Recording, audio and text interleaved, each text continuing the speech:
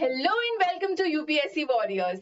This is Nandini, your educator for the day, who's here with the daily newspaper analysis of the Hindu newspaper. For today, the articles that we have taken are these that have a basic mains perspective orientation, and you all can go back and read as the newspaper are mentioned here. You all can always go back to the newspaper and consider reading it if you are intrigued by the article, or if there is something you want to find out, or if you just want to take a break and read the newspaper. Hence I did this task for you, that along with the articles I have also mentioned the page numbers, just so if at all interested you all can read, else the work is done by me, so be rest assured. And on the next page, we have certain articles that are relevant to your prelims and also have a relevance to your one-day examination, which are SSC, CGL, the examination that are organized by UPSC, be it CAPF, NDA, OTA, all of these. So that orientation is covered here. So we are going to explicitly cover each and every article that I have talked about in here. Today's newspaper was a comprehensive one. Hence, I'm not wasting time in order to, give you a glance of whatever we are going to discuss about today. We're just going to get started, just so this session does not become heavy on you in terms of content, in terms of your cognitive abilities, and also in terms of the time constraint. So we are going to address each and every article that we have mentioned here, and we will make sure that we cover it here in the class itself. So let's quickly get started. The very first article that is being talked about in here is about landslides. So why we have taken this particular article is for the very purpose that landslides in particular, as we also discussed yesterday, that anything and everything that happens in the country is relevant to our commission, is relevant to the examination board, and they want to ask a question about it, so as to test, do you or do you not know about it, right? Hence this particular article becomes very, very relevant in terms of your examination, as this is a very static part that we are dealing with today. This is static geography. This particular topic comes up every now and then because India as a country is pretty much prone to the landslides and to the related factors of the denudational mass wasting, all of these processes. India is very prone to it. So let's quickly understand what is there in this article and what can be asked as per the exam perspective. So in this article, what happened was that a landslide occurred and there were 6 people who died and 4 people who are injured, and this is just the reported number that I'm talking about.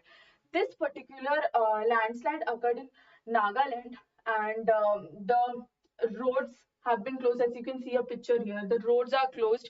There is no communication that can go on. The transport is barred, and everything which is there is facing this calamity and facing disturbances due to all of this. Now why this becomes relevant to your to our examination is because a very, very important question can be asked in your mains examination that will talk about your landslides, that will ask what are landslides, or if not this, then the question could come around the fact that the major mass wasting, where does it occur, or the denudational processes and all of it. There could be direct questions related to all of it. So let's just quickly understand the aspect of this and then we'll move on. So landslides, as I said, it is very simple to understand that when the land slides, it's a landslide.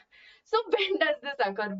It does occur when the gravity is unable to, hold on to the part of land, and that land could be a bunch of rocks, that could be a major mass of soil, it could be a certain sediments, it could be a small part of hill, it could be anything that no longer can be held by the gravity, and that's why the land slides. When the gravitational pull is so much that it tends to pull the land towards itself, that's what it happens in case of landslides. And what are the causes that could lead to this particular situation? The causes are majorly climate change, okay? The causes are majorly climate change. They are also your deforestation. It is also due to the mechanical disturbances, mechanical vibration that is being caused by the humans. So these are just the, what do I say? Just the umbrella terms of whatever is happening, of whatever could be the cause. Within this, it could be, it could come up like lots and lots of rainfall is happening. Then there it could be earthquake. It could be rainfall as we discussed. It could be cloud bursts. So anything and everything that relates to it, that relates to this process, that relates to climate change, or is a product of climate change, deforestation, or mechanical disturbances, all of this comes in the ambit of being a probable cause of what? Probable cause of landslide. And hence this particular question becomes very relevant and important, because it could be asked in your prelims and mains examination in terms of statement based questions, in terms of your direct of 150 words or 250 words questions. And that is why it is very important that you all should know this. Next up, we have that ILO, which is the International Labour Organization. It has recently published a study. It has recently published a report whose name is World Employment. Whose name is World Employment and Social Outlook report. This is given by whom? This is given by ILO. So what they have majorly said in this report, there is nothing much, but what majorly the cry is about, that how automation is taking upon the job opportunities of the people who are there in the domain, who can work, who are in the working population, who are the part of the population that must be and should be employed. And those people are the ones who are unemployed at the moment, for the very factor that we have incorporated artificial intelligence into our work. Although artificial intelligence require disruption of human resources, it requires input from us. But the learning modality, the language learning modality is such that after a while it does not need you. So why is it a problem? Because of course, at the end of the day, it is the article itself is saying that it needs human intervention. So why it is wrong? It is wrong because the task that earlier required a certain amount of people, it requires, I would say, like the requirement is decreased to more than half. If a thing requires 10 people at the moment, now with the usage of AI it would need only 2.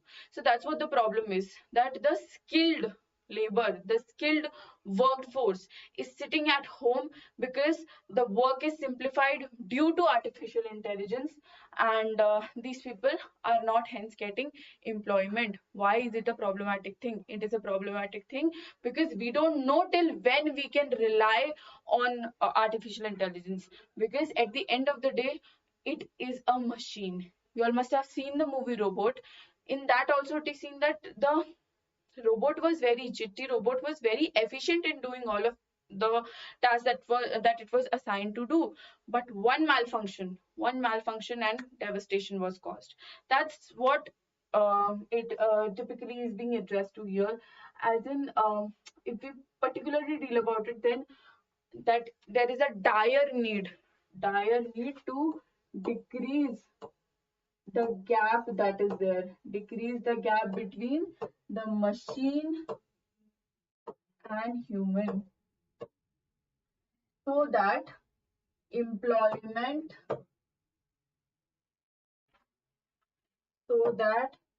employment can be generated.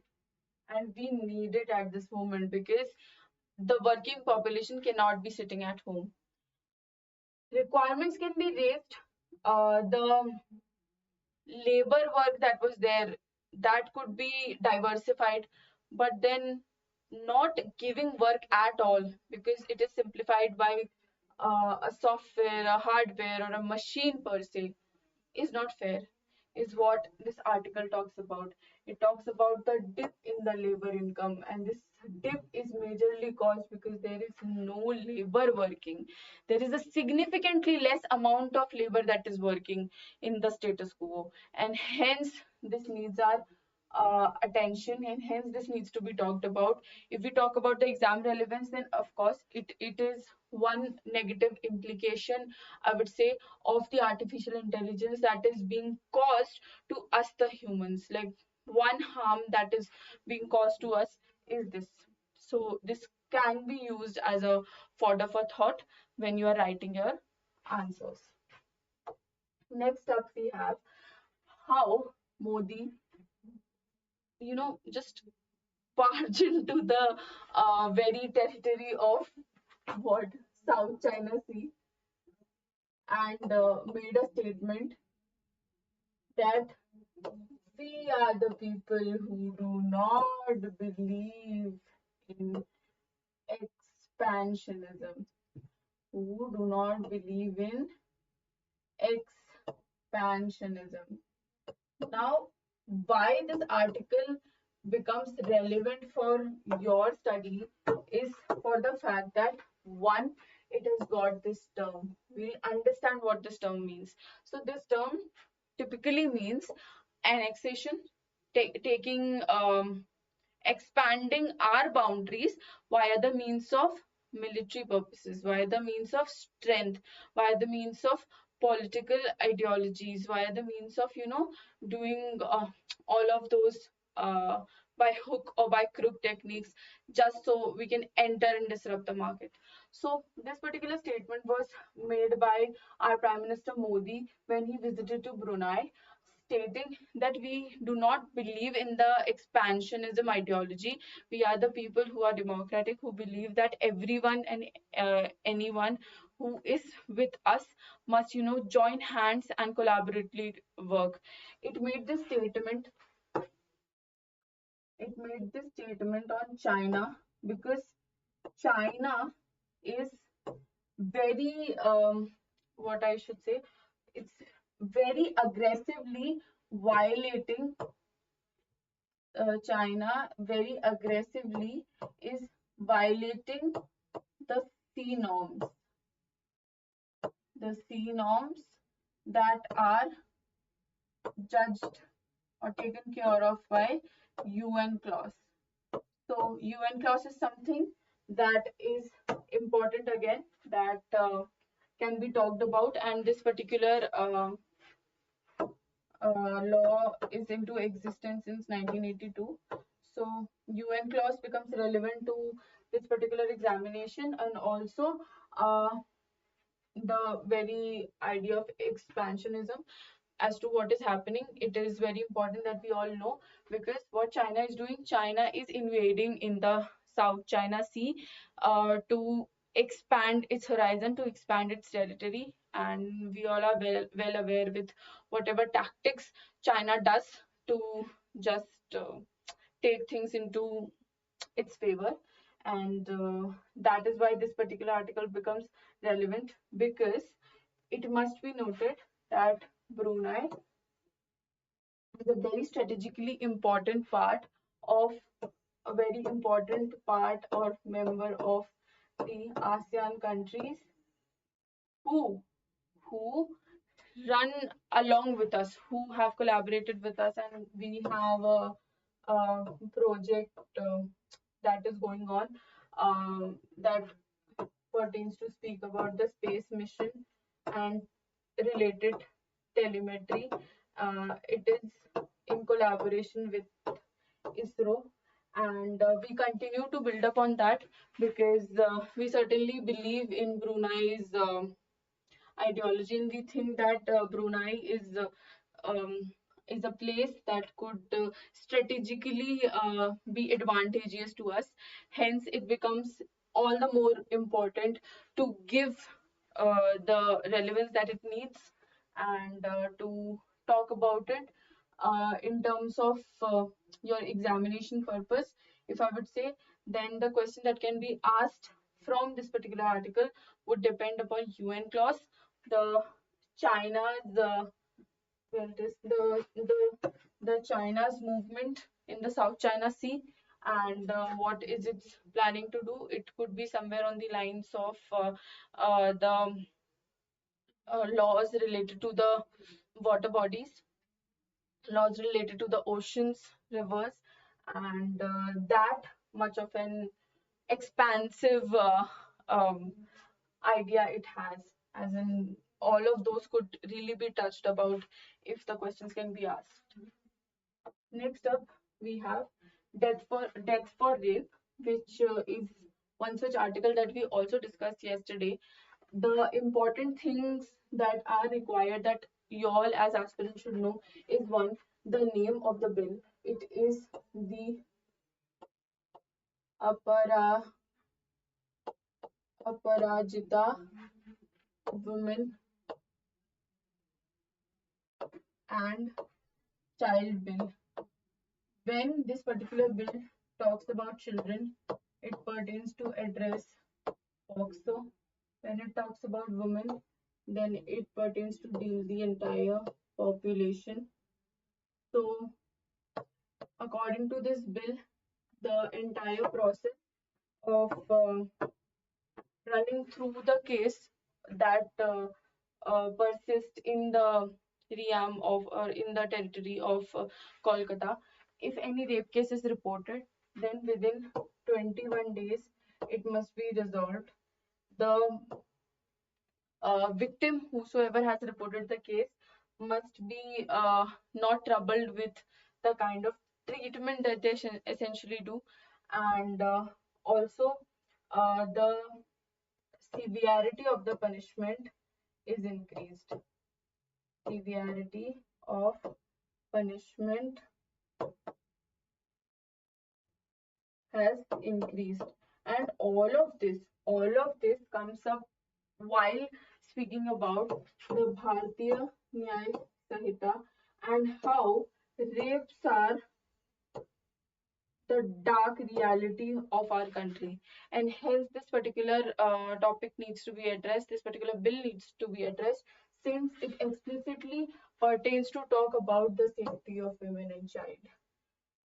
Whatever steps they have taken, these particular steps, this particular bill is passed unanimously because of the severity it has, and also it does, like this particular bill also does talk about the that homes and workplaces are the places that must be made safe for women, and for anyone who is a continuous perpetrator of this crime will be given a death penalty. So wherein we'll be talking about the uh, severity of the punishment getting increased.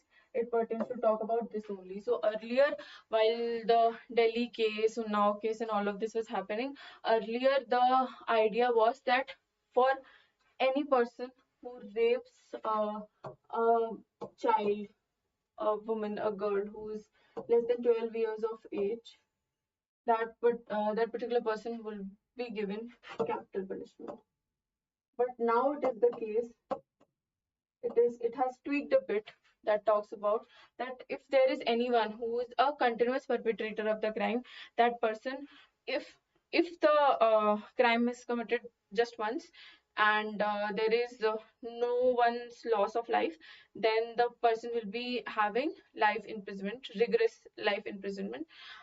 If we talk about that, there is a gang rape that has resulted in the death of the victim, or there is just one rape and it has resulted in the death of the victim, then there is capital punishment.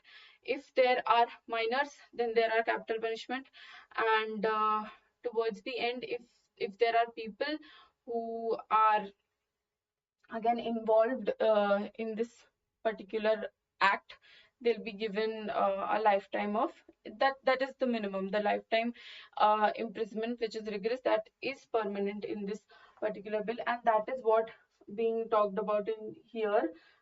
There is Justice Verma committee that is being quoted. There is the penalty that is being talked about, and how this particular bill becomes important and becomes very stringent in terms of application. So that is all that is being talked about. If we talk about the relevance from our examination point of view, then as I said, that women and child safety is one thing. Good governance, because Kolkata has brought about this, so that could be an example that can be used, that one such state of our country used such and such tactics to minimize the number of cases.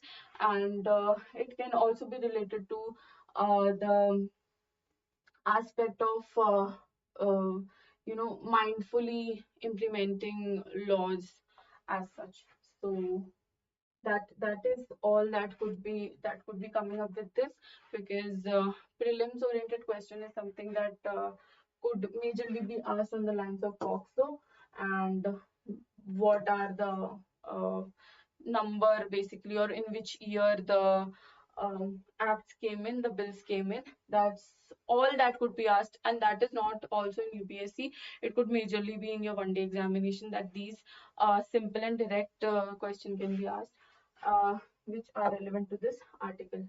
Next up, there is this article that talks about trading up. This particular article we also took up yesterday. What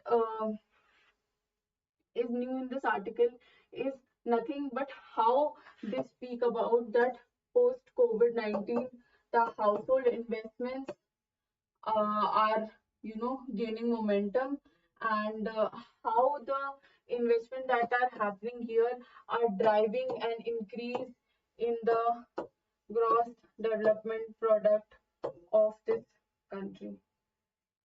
It's particularly also speaking about how the paces have been previously, how the country has performed previously post COVID, but still how we lack in certain core sectors, how we lack in the GVA that we were discussing, that in the present time, even if the GDP is increasing, it is the GDPA that is more positively increasing, and that must be talked of.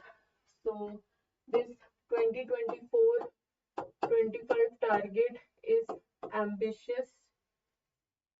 It's ambitious and aspirational.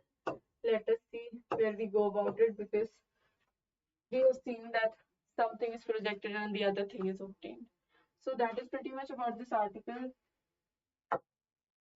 If we go on to the next article, it is about the ethanol push. So earlier, what used to happen is, there are two situations that I need you all to focus on. Number one being that ethanol was produced with the use of sugar cane, right? And the second part of this article that you all need to focus upon, I mean, that will drive the entire story, is that in certain decades, it is the very first time, that in certain decades, it is the first time that we are importing corn. So let's quickly discuss what this all is about. So ethanol is nothing but it is a product that is mixed with gasoline to increase its efficiency, to just work about it more accurately. So earlier ethanol was produced with the use of sugarcane, but what was seen is that sugarcane did not function well, and like, it also invited in, at a lot of places, drought like situation. So the government came up with the idea that, okay, let's not go about with this technique. Let's try to have an alternative to it. So the alternative that was thought was corn. Earlier, corn was majorly used in starch industry, and hence the requirement was not such. But when it was put into distilleries, when it was put into distilleries, it was seen that we are consuming corn at a very faster rate, and hence it is required that we need to now import it. So that is when this problem occurred. Now what happened when the corn started to get imported? That we are procuring it from outside, and wasting, or not balancing our economics on this front, and hence this is shaking up the global market because of the fact that we are like getting it in tons now, and this is becoming a problem because even after importing it from outside, the problem is not getting resolved at any moment, and because of which we are in a situation of turmoil, that we are having a deficit of ethanol at the first place, and at the second place we are investing in a lot of amount that is required into the procurement of this corn, which should not have been done. And hence, like, this is the wake up call that needs to be addressed, that okay, this plan of action is also not working, something has to be done about this as well.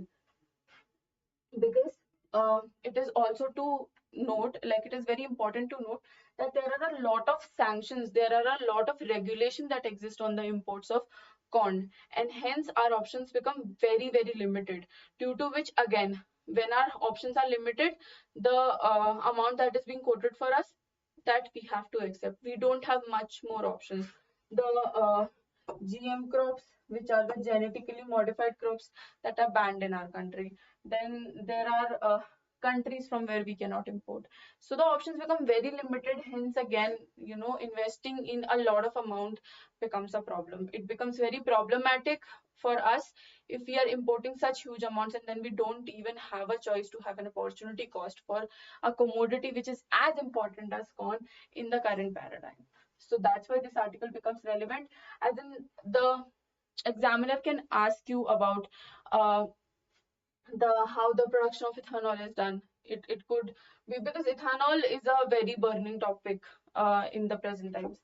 They could also ask about, like, in one marker question or in one day examination, the question on import can be asked. Who were the leading uh, producers of corn, that could be asked. There are a number of questions that could come up within this, and also, since it addresses to the sustainable development goal idea as well, since the ethanol is majorly produced as a cleaner alternative to fuel, and hence it could be an example in any question that comes on the lines of sustainable development goal and climate change.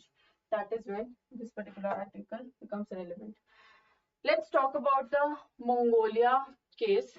So here ICC, this is not cricket wala ICC. This is International Criminal Court. International Criminal Court particularly keeps into note who who all are the defiers, who all are the people who all are the countries basically who are not up to the mark in terms of their governance, in terms of their working, and the very, very appropriate example for this right now is Russia, and this article is also about that only. So Mongolia is a country that falls under the ambit of ICC. What happens when there is some warrant that is issued to some country or to some person, then that person, if he or she visits in the territory of ICC or the member country of ICC, that particular person is detained. Recently, it was seen, like few months back, due to whatever is happening between Russia and Ukraine, there was a warrant that was issued in the name of Putin, and it was seen while Putin visited Mongolia. It was seen that he was not detained, but he was welcomed on the red carpet. So that is something which is very unusual to happen, but it did happen. Why did it happen? Because Mongolia has a strategically very important location. It is sandwiched uh, within Russia, and also Russia has stood by Mongolia for a very long time while it was not a democracy. Hence, it becomes also a moral obligation on Mongolia to, it has just like recently received democracy, but it becomes a moral obligation for Mongolia to not treat Russia as it should, as a member of, as a more of a duty obligation as a member of ICC. So that is why this particular article is getting the traction that it is, because the other ICC countries are basically pointing out that why is this particular thing happening? This should not be the case.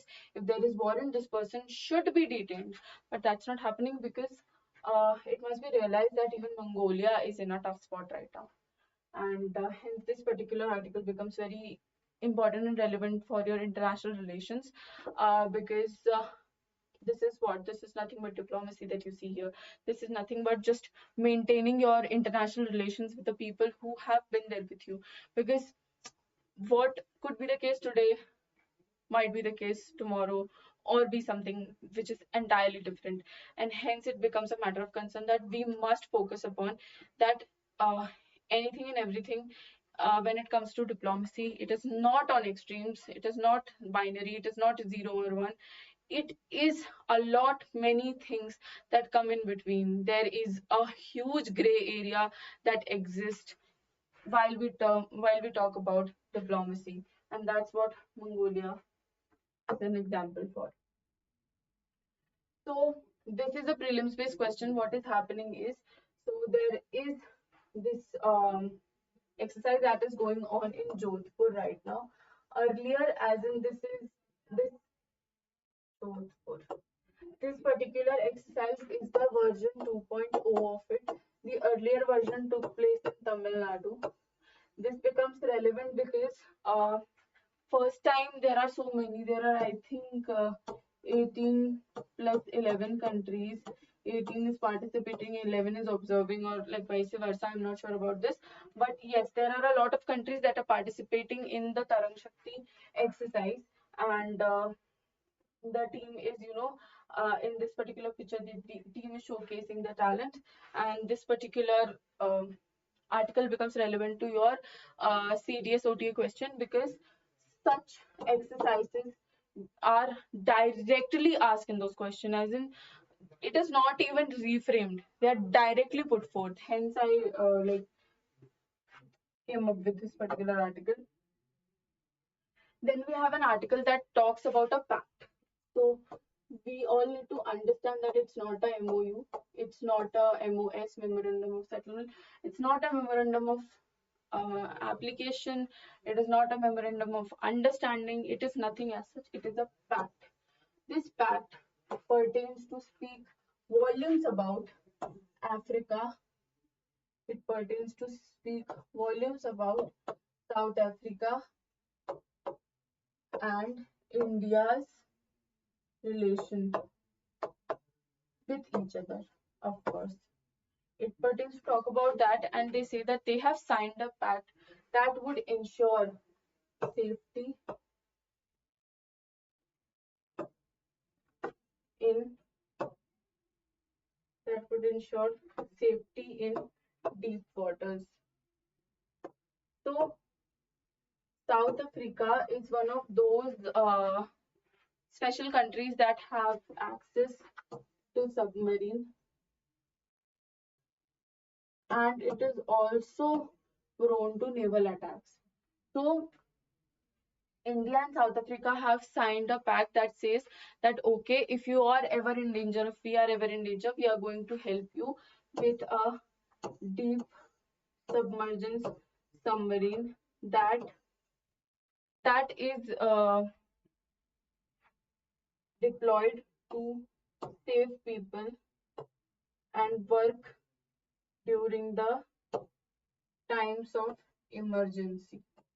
So these people have signed this pact just so internal relations can be maintained within these two countries, and in case of any contingency, in case of any kind of insurgency, these people can help them. So the submarine that in particularly is used is deep DSRV, and DSRV is coupled with a ship, and that ship only deploys it, like it takes it to a certain part and then deploys it, and then it goes as low as 633 meters in the in the sea water, or within the like surface of water. It goes as much as down, and it has the capacity to save 14 people at a time. And hence this particular aspect becomes important, because this has got to speak about the South Africa and India's relation, and hence this is relevant as per your syllabus of IR. Next up we have so these from here in the articles that we are starting with are the part 2 of our session, which are the spotlight prelims article. So we are quickly going to deal with this and then we'll end the session. So the very first article that I've taken is that Star Health, which is a health insurance company. It has rolled out a policy in Braille, and the policy is Care Gold Supreme. Sorry. Care Gold Supreme, which address to the specific population of people with disability. This is the very first time that any health insurance company tried to disrupt the market with this particular thing, and also they did not even just introduced with it, they also published this particular report in Braille.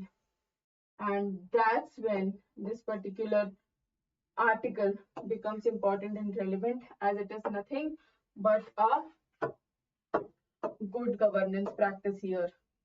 The government must also learn from Star Health that the unique needs of people can be addressed.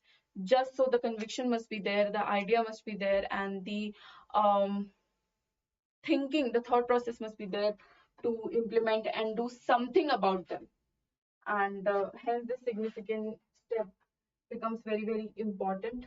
If you ask how is it relevant, so it could be used as a fodder for answer, it could be used as an example in your ethics paper, in your governance paper, because as I said, it's a good governance practice. Moving on, we have another article which talks about EPFO pensions. So previously what used to happen in EPFO or pension system per se, that if there are people who need to claim their pensions, suppose I live in a city A and I have to move to the city B. Now my account is in city A, but I have to move in city B. So in order to get my pension, either I have to travel back and forth from B to A to B, or I have to get my bank branch transferred to B.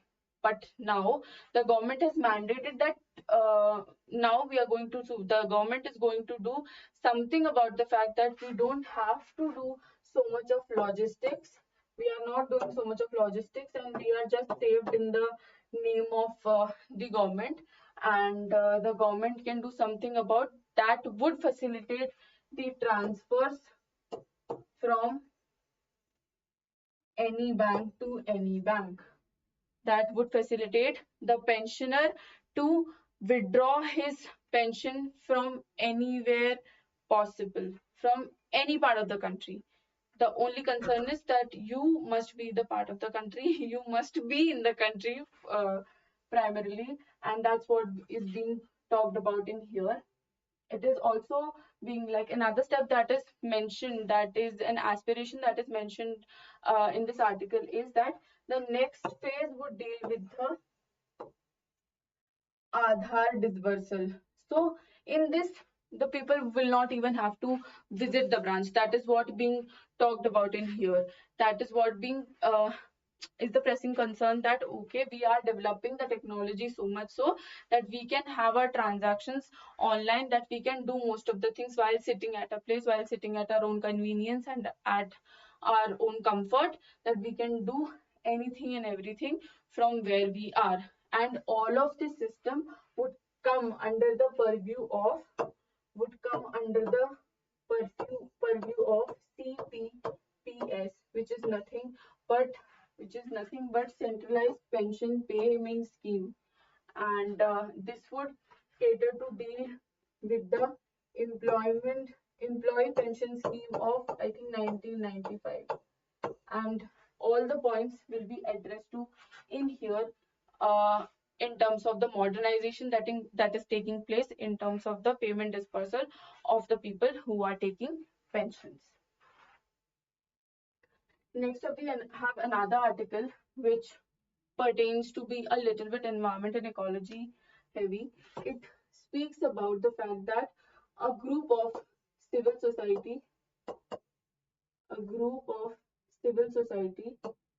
environmentalists and ecologists came together with a manifesto that spoke about sustainable development goals, climate change, environment, and said that certain steps must be taken in order to address the most pressing concern of climate change so that we can save the environment. And it is important, it is gaining momentum at the present time, since the general assembly elections are also scheduled somewhere here, and hence this green manifesto has come into account, just so the diversion could happen and people can also think about that not everything is just policy related, it is also the environment that needs to be taken care of.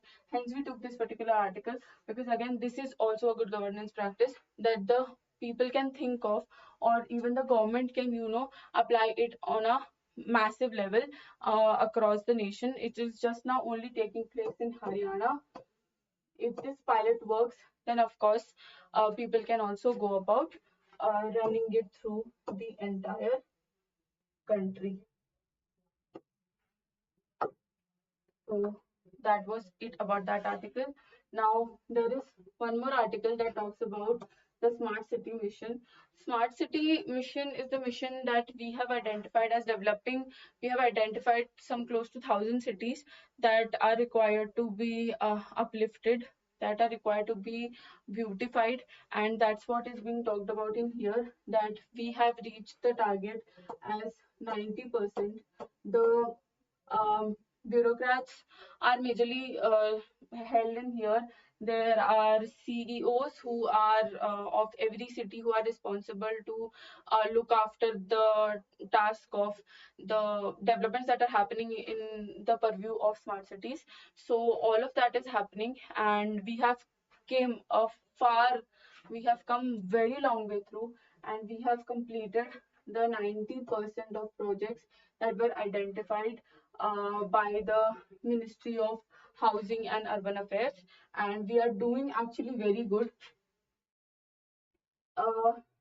My bad, I was saying there were 1,000 cities, so there are 100 cities that are identified, out of which 70 have completed 100% of their target.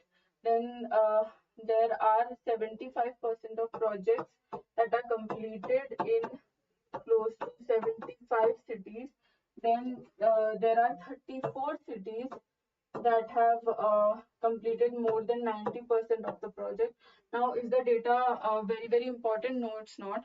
All you need to know is that we are developing at a very faster rate, and smart city is again one such initiative by the government that has facilitated the entire process, because the beautification, the security, the aspect of maintaining the law and order in that particular city, then the advancements as per the other cities, all of that has to take place. Only then the country will move forth, because city is the grassroots level that we speak of while we speak of working at grassroots levels. So city is our grassroots version of the country, and hence this article becomes very important, that we are certain to develop, because we are developing at a very faster rate. With this, I would like to take your leave. I hope the session made sense to all of you. I hope the session helped you with a lot of details, with how to integrate things, with how to expect from the examination board that the question would be asked, and that was majorly our idea.